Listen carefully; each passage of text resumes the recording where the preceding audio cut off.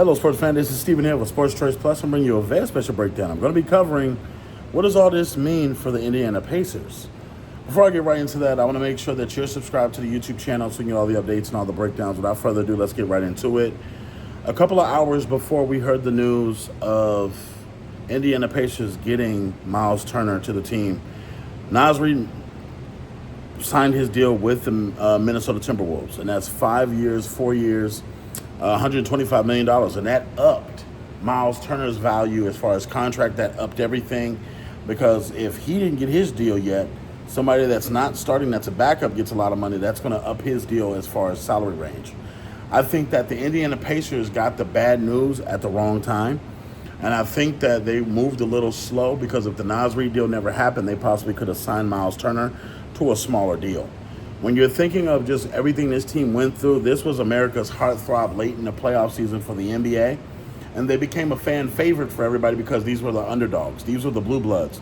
These were the guys that everybody counted out. These were the guys that essentially you looked at and said, okay, we're getting behind this team in the playoffs, America.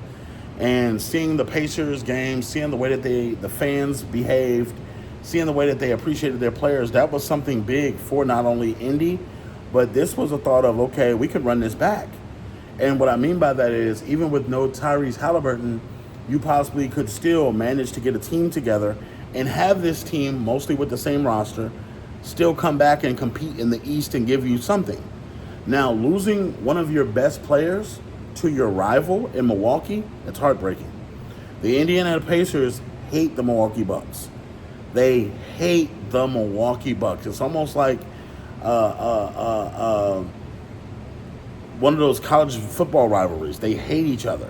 So losing one of your best players and them gaining that, and Giannis now having a guy that possibly can help him go to an NBA Finals again, this is tough.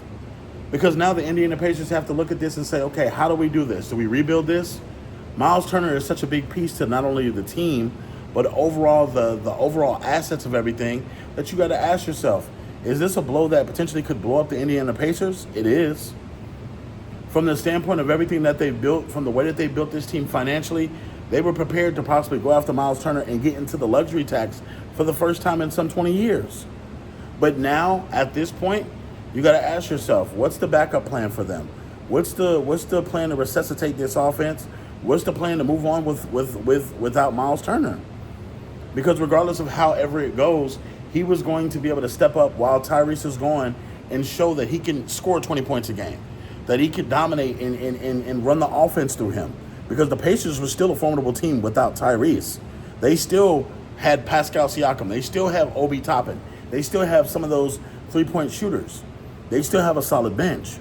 So you still have 6, 7, 8 guys that you still can run a team with and still win at least 50 games, win at least 45, 50 games, make the playoffs, and not have to be the playing team and still do something.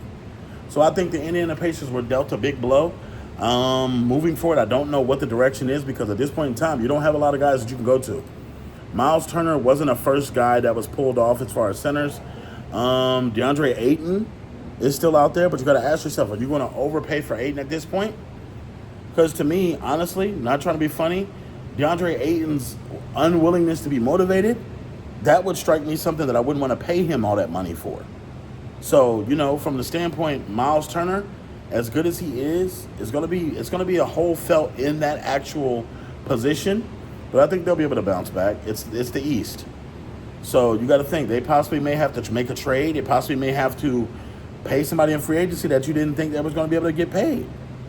I think, but this opens up the door for the NBA to be that much more brighter. So all you Pacers fans getting there, all you NBA fans getting there, definitely check out Sports Choice Plus. We'll see you on the next episode.